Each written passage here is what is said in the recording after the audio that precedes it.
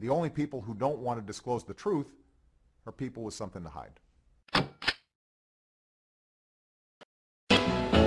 Ladies and gentlemen, for the first time in my life, I am ashamed of my country. To be watching all of this, to be treated, to have my intelligence, all of us, to have our common sense and intelligence insulted the way it's being, it just makes me ashamed. Seriously, man, I mean, here we get worked up over $44 billion. That's the total amount of money that will not be spent, that was scheduled to be spent this year.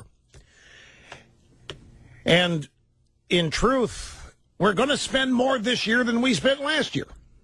We're just not going to spend as much as was projected. It's all baseline budgeting. There is no real cut below a baseline of zero. There just isn't. And yet, here they come, sucking us in, roping us in, panic here, fear there, crisis, destruction, no meat inspection, no cops, no teachers, no firefighters, no air traffic control. I'm sorry, my days of getting roped into all this are over. They have the media play along with all this. The ruling class, both parties, play along with all this. It's insulting. I don't know how else to describe it.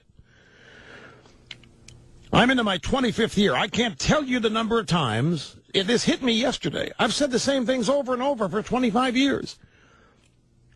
That whether the Clinton presidency or the Obama presidency, whether it's a Pelosi speakership or Tom Foley, who was speaker when I started, it's the same stuff. It's the same threats. It's the same arguments over and over. Nothing ever changes.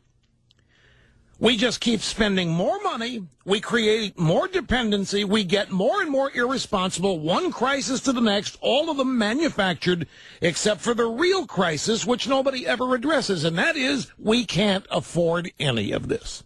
The only people who don't want to disclose the truth are people with something to hide.